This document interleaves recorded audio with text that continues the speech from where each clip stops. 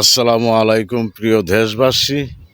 বিএমটির বীর মুক্তিযোদ্ধার যিনি ফজলুর রহমান কাকা, উনি বলেছিলেন, মা বোনদেরকে অনুরোধ করে বলেছেন, মা বোনেরা যে মৌলবীরা টাকা পায়া দোয়া উল্টা পাল্টা দোয়া করে, ওদেরকে আপনারা আর পেটে নিবেন না, আপনাদেরকে পায়ে ধরে বলছি।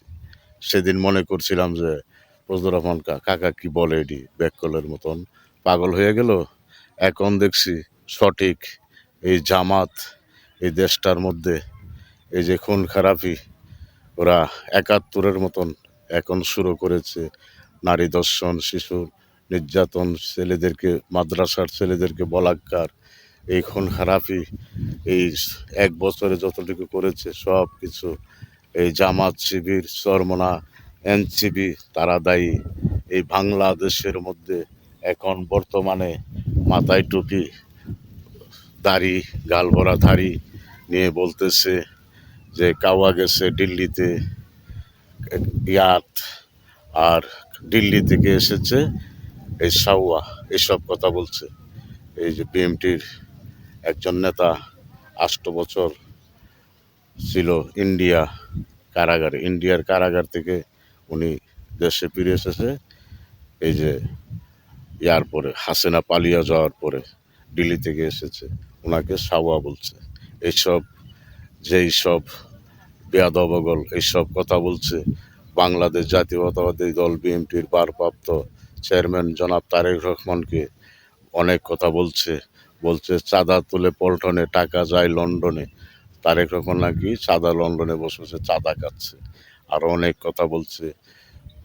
বাংলাদেশের বহুদলীয় গণতন্ত্রের যিনি নায়ক, ওনার বাংলাদেশের প্রেসিডেন্ট জিয়াউর রহমানের ছবির মধ্যে পা দিয়ে মরিয়েছে।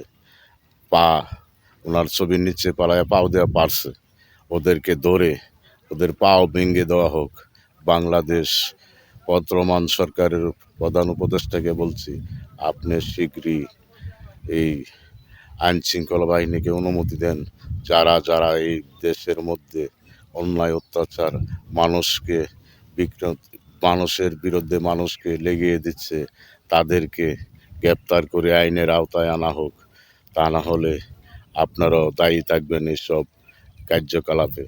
আপনাদের ছেড়ে দিবে না দেশের জনগণ আপনাদেরকে ছেড়ে দিবে না। অতি শীঘ্রই তাদেরকে শৃঙ্খলিত করে আইনের আওতায় এনে তাদের কাছ থেকে সব তথ্য বের করেন। এই যে খুন খারাপি হচ্ছে মিরপুর, সেই লোকটাকে মারলো বিএমটির লোক, বিএমটির লোক ছিল তিনি, বাংলাদেশ জাতীয়তাবাদী দলের যুব দলের সদস্য। তাকে মেরে ফেলা হলো দিনে দুপুরে।